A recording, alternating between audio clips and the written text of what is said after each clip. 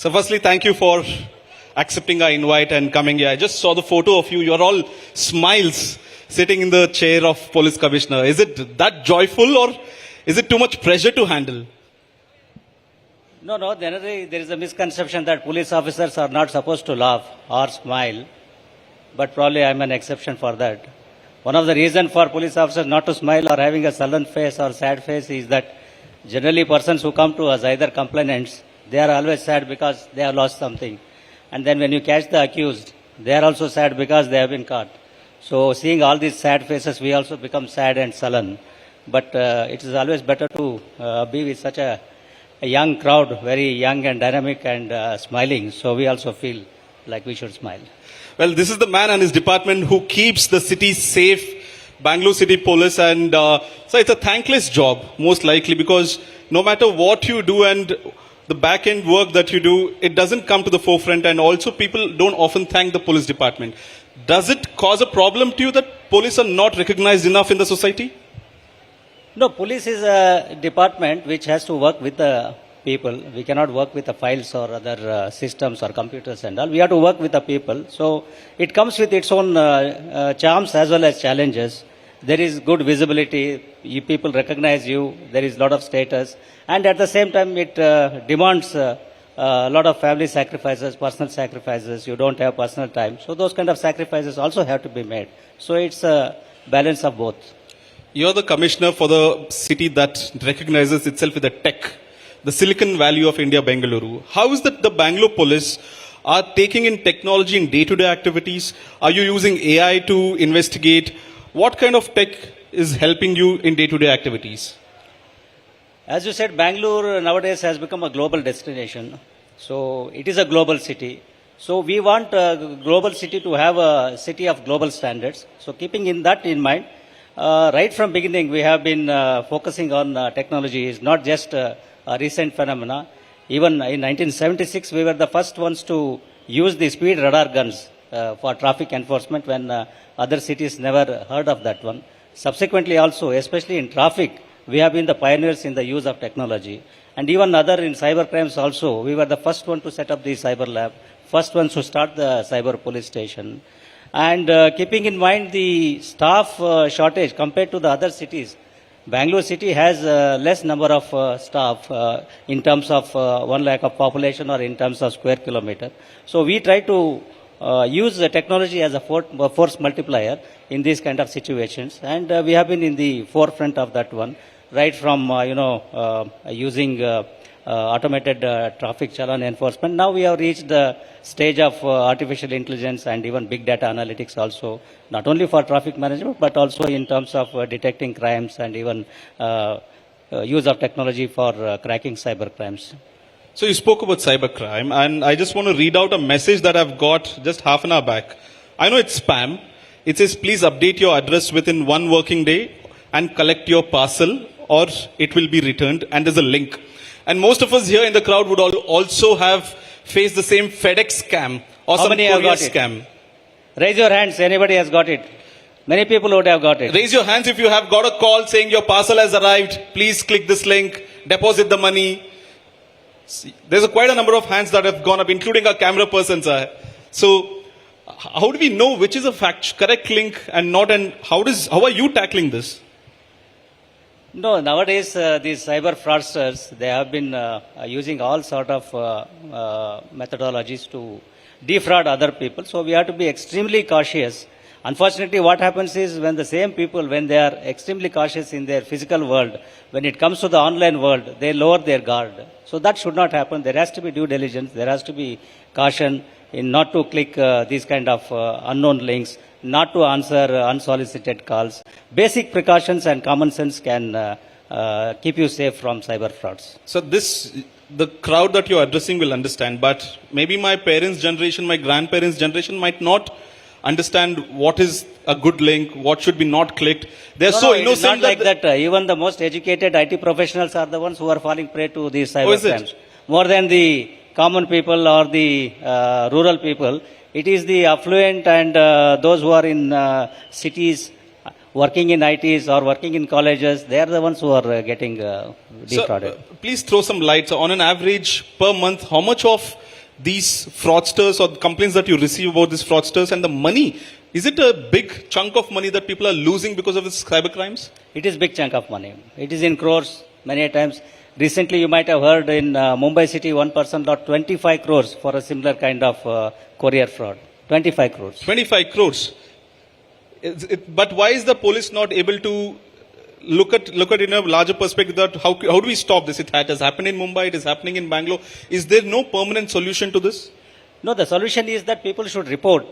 Just like in traffic accidents, there is a concept of golden hour. That is, within 1 hour of the accident, if the victim is shifted to the hospital, his chance of survival or recovery is better. Similarly, if you report the cybercrime as quickly as possible, when it happens, there is a chance of recovery, or the chance of recovery is more. Otherwise, if time lapses, when the money moves from account to account, once the money is withdrawn, it is gone, you won't be able to get it. So that's a golden rule. Remember, first rule is never click on unknown links from unknown numbers, no matter it's FedEx, courier or anything. And second is the golden hour. Report it to the police and the cybercrime department within the golden hour so that your money can come back. There is a helpline number called 1930. 1930. All India toll-free number. That is the number which you should call when there is a cyber fraud. So there's certain changes in the police department, especially in Bangalore city. When I was studying in school, I remember 100 is what I used to call, and the police would come. Now it's in Bangalore city, it's 112 and across Karnataka also. How difficult was this a change, and what is the new thing that you have implemented for 112, emergency calling? 100 has become 112 as you said, but even if you dial 100 also, it goes to 112 only. It is our control room number where all the calls are received, distress calls are received. And we have a very robust Hoysala petrol system. We deploy our Hoysala petrol vehicles, and our response time has been very good. We are reaching the spot in less than about 7 or 8 minutes. That has been our average. And Bangalore police is also known for its social media game. In fact, a lot of social media of videos of Bangalore police have gone viral. The crime is shown first and says few moments later, and we see the culprit in the police station. How have you implemented this? Is it a conscious call that we have to reach out to the young crowd, put in reels, put in memes in the social media platforms? See, social media is a very, very powerful tool nowadays, and it is a double-edged sword. We have to be very cautious while using it. We have to communicate to the people. We have to disseminate the information. We have to engage them.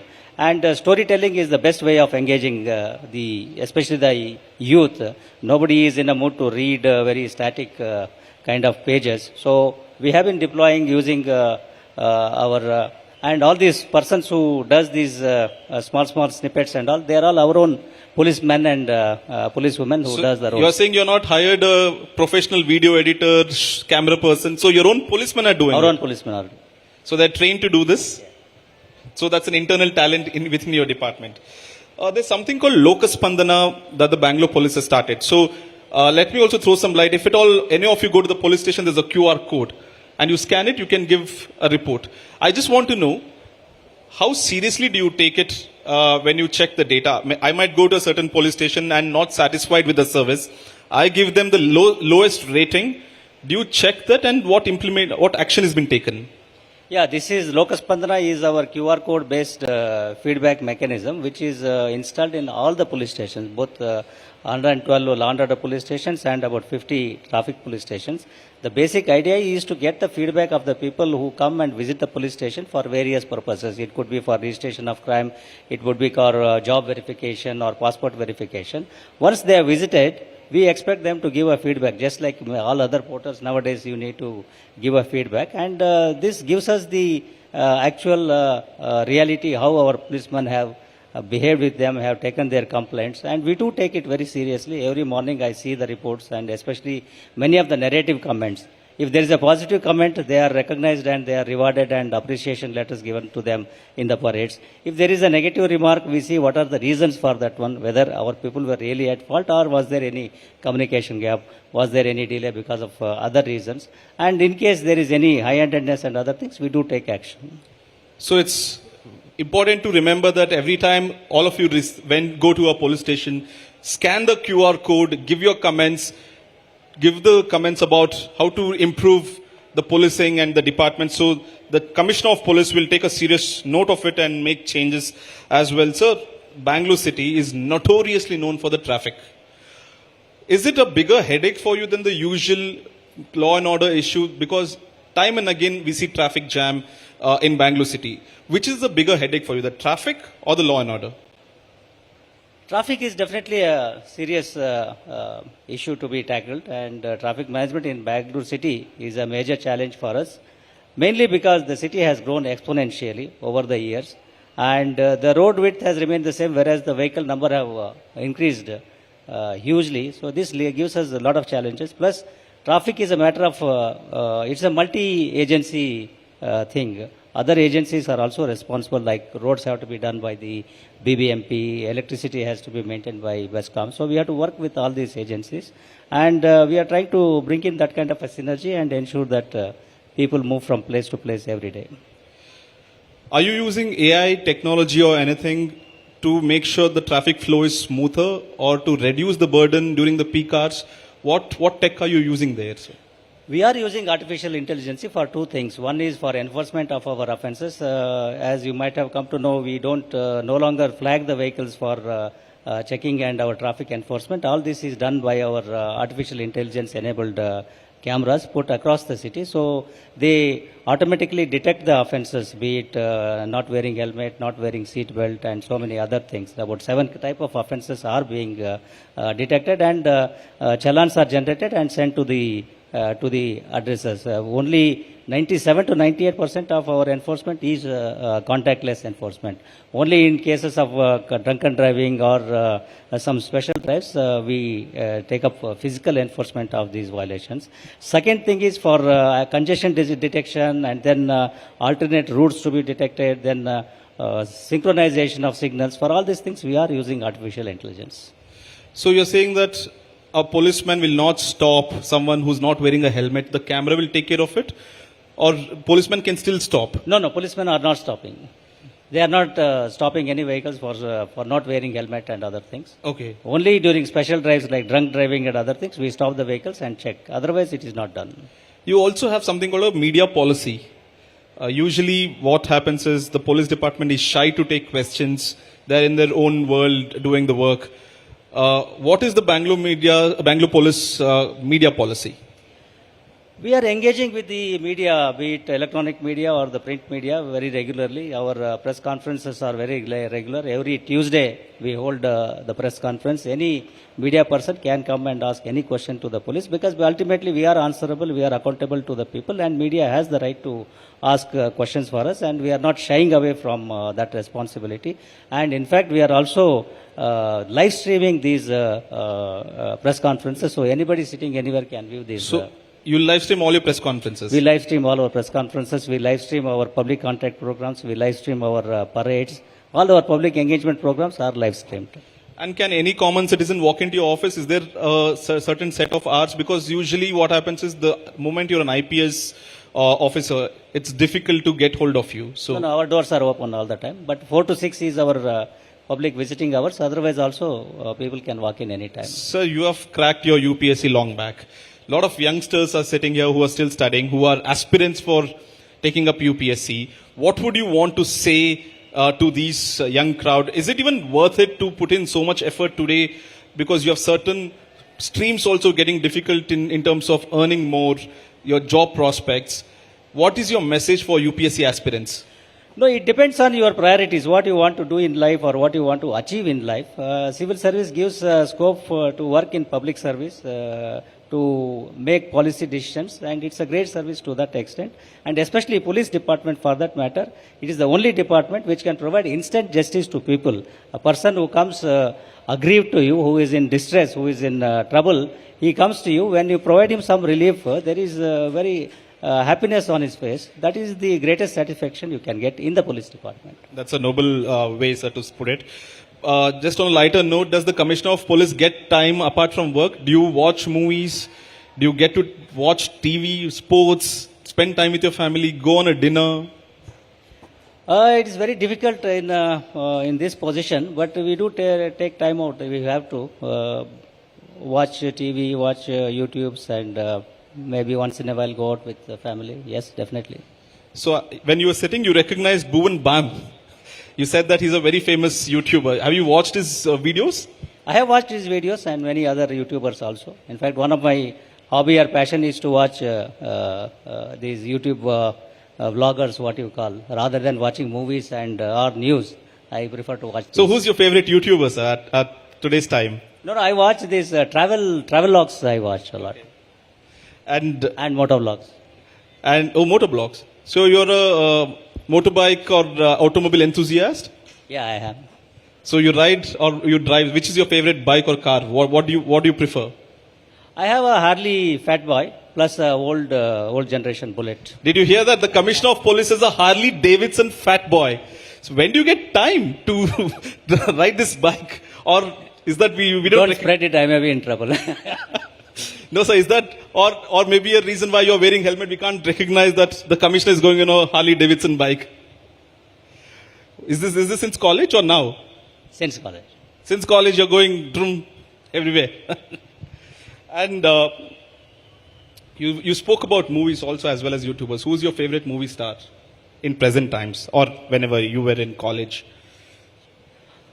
All-time favorite, Dr. Rajkumar. Dr. Rajkumar. That gave a lot of cheer, sir. ಅವ್ರಿಗೋಸ್ಕರ ನಿಮ್ಮ favourite ಮೂವಿನೂ ಹೇಳ್ಬಿಡಿ sir ಕನ್ನಡದಲ್ಲಿ. ರಾಜ್ಕುಮಾರ್ ಅವರು ತುಂಬಾ ಇಷ್ಟಪಟ್ಟಿರೋ ನಿಮ್ಗೆ ಇಷ್ಟ ಆಗಿರೋ ಒಂದು movie. His Bangarada Manisha has been an all-time favorite for everybody. Sir, we are running out of time. Every Kannadiga. Sir? Every Kannadiga. Every Kannadiga. Oh, nice. Sir, last 4 minutes we are left with before winding up. I want to open the forum also for a Q&A because a lot of people won't get the opportunity to meet you every day. So if anyone has questions to the Police Commissioner of Bengaluru about issues they have to talk about, how to reach out to him or his office, this is the platform. So please go on. Do we have a mic? Raise of hands, please. Good afternoon, sir. I am Syed Saifuddin. How do you monitor corruption in traffic police? To monitor corruption only or to prevent corruption, you mean corruption is not monitored, it has to be prevented. Probably if the question is to how do we try to prevent corruption, one of these measures is to implement more and more technology. Like all our traffic policemen are given with body-worn cameras now. All their enforcement activity or any public engagement has to be, they have to switch on the body-worn cameras. Plus even the Hoysala patrol officers are given body-worn cameras. Plus as I said already, our traffic enforcement is contactless. So more and more technology which brings in accountability, transparency and objectivity. That is the only way to go forward to prevent corruption or curb corruption. Next one. Yeah. Hello, good afternoon, sir. My question is like, when we get a scam call, what the first thing we do?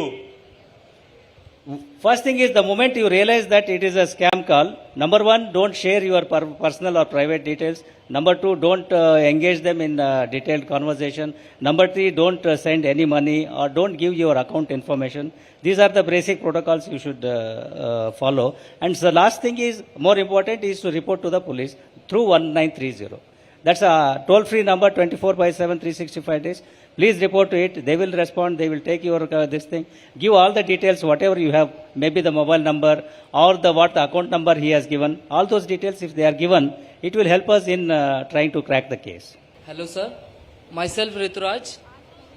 Yes. Yeah, got it. So, can a management student come under civil services? Yes, you can. What is the course you are doing? MBA, sir. In Yes. business. Any graduate can write the civil services examination. Is it still the traditional way that you need to put in 14 hours, 16 hours to crack it?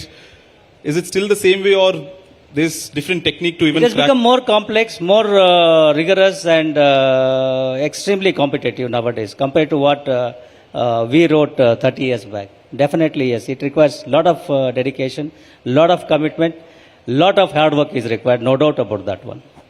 Do we have more questions? Good afternoon, sir. Good afternoon. Sir, actually my question is, what are the preventive measures you are taking for the safety of women? Women's safety is our priority in Bangalore city. In fact, for that one, it's a good question also that we have implemented a Safe City project under the Nirbhaya Fund. All of you may be knowing after the Delhi episode of Nirbhaya, Government of India set up a project for that one. And we have implemented a 667 crore project for the safety of women and all the other vulnerable sections in the society. And it encompasses several aspects: setting up of CCTV cameras across the city, setting up of a command center, monitoring all the activities. So many components are there. In fact, it is being implemented in 8 cities, and Bangalore is the first city to commission the project and also to go live. We are proud of that one. So in today's time, fake news is a big issue that, in fact, in media, we keep fact checking. At times, it would cause law and order situation also. Someone would have tweeted or shared a post. For all you know, it's fake news. And it would have created a riot, for example. It would have created a law and order issue. How do you tackle fake news? Today's time, that's the biggest threat. Yeah, definitely, it is the need of the hour. And for that one, fake news and even the other thing is hate posts. So these two things we take seriously, and right from police station level, we have set up small social media monitoring teams. Maybe in a police station, 2 constables will be doing this activity, and DSP, DCP level, and even at the commissioner's office level also. Wherever such posts come to our knowledge, 2 things. One is we give proper facts and counter any such fake news. And second thing is, if there are any hate posts, which are likely to trigger any violent activity, we do register the cases and apprehend the culprits and try to take down those kind of content from the online platforms. So this is hate post, but what if someone's trying to attack someone on the comment section? For example, I put up a post and a lot of people are trolling me, commenting negative stuff about me, abusing me. Can I still report it? Or do you do suo motu cases? Do you keep monitoring social media? No, those kind of things have to be reported. There is a thin line between what amounts to defamation or what amounts to a kind of abuse which comes under the criminal law. So you also spoke about fixing up accountability as well. How do you ensure that you might be right, but the people below you or under you are working, are doing the right things at the right time? How do you monitor them? Because usually when there's interaction between 2 people, the citizens and the police, that is when the corruption starts, or the genesis of the corruption, when interaction happens. How do you remove corruption from the whole system? Is it even possible? It is possible. More than anything else, we have to make our people accountable at every level, right from constable level to the commissioner's level. So give them the targets, give them the responsibilities, and they have to work within the parameters of law, set the standards, set the policy, and give it to them. And also periodic inspections, review meetings, these kind of things will help in ensuring that things are going in the right direction. So Bangalore of late has got a bad name in one topic, the road rage incidents. We see time and again that people are getting out of cars, beating up others, getting into a violent fight. Is this something new to the city of Bengaluru, all of a sudden, that people are getting out of the cars and getting into a fight? Is this also a psychological problem because you're stuck in traffic for 3 hours, 4 hours? Or has this always been happening, reported now? No, there are 2 things in this one. Number one, as you said, because of the modern day life, this thing, and the pressure of work and pressure of other things, people are becoming more and more intolerant, number one.